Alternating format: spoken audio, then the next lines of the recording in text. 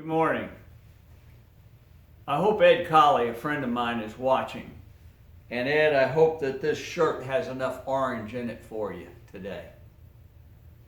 This past week I was on Facebook and saw a post that a friend of mine, George Sabb, put out there. George is a friend that I grew up in church with in Miami. He's a retired Miami firefighter. And he made a post out there from a man that I know very little about, except that he's a Christian author. His name is Ravi Zacharias, and I probably butchered that.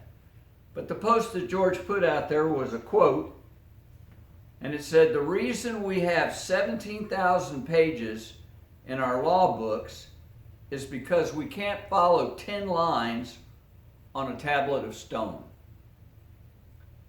Think about that. Let it sink in. I mean, really, think about that and let it sink in. You know, it's easy for me when I look at others to see how others need to change and see how others are just forgetting all about the principles that are laid out in the Bible. I feel pretty good about myself until I look in the mirror.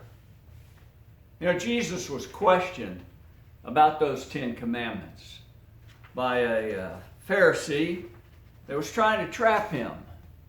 And instead of Jesus taking the time to expand on the law and go into a lot of depth, he kind of summarizes those 10 commandments into two. I want to read Matthew chapter 22, beginning in verse 34.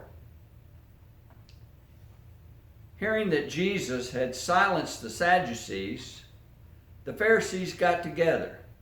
One of them, an expert in the law, tested him with this question: "Teacher, which is the greatest commandment in the law?"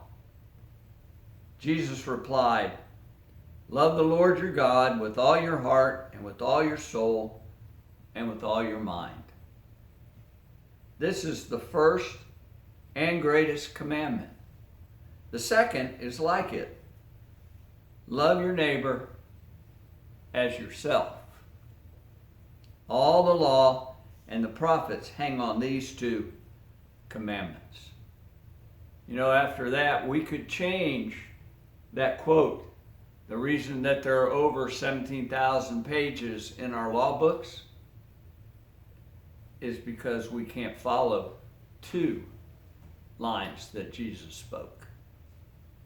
Be safe. Stay well out there.